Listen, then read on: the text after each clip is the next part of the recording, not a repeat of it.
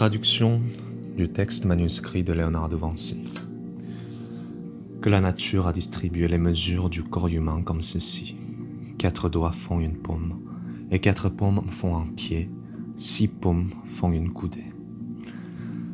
4 coudées font la hauteur d'un homme, et 4 coudées font un double pas, et 24 paumes font un homme.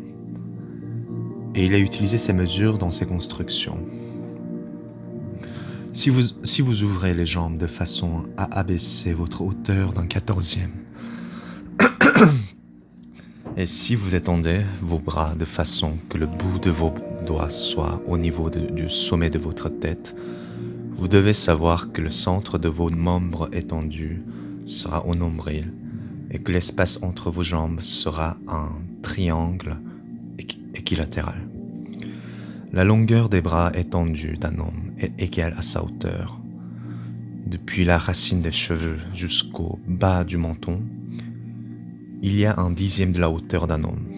Depuis le bas du menton jusqu'au sommet de la tête, un 8e.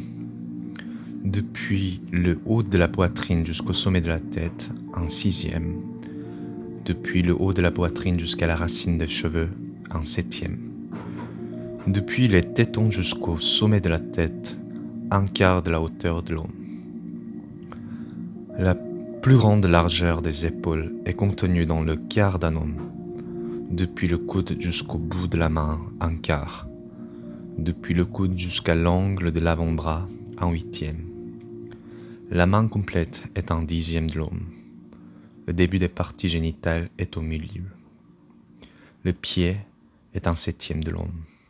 Depuis la plante du pied jusqu'en dessous du genou, un quart de l'homme. Depuis sous le genou jusqu'au début des parties génitales, un quart de l'homme. La distance du bras du menton au nez et des racines des cheveux aux sourcils est la même, ainsi que l'oreille, un tiers du visage.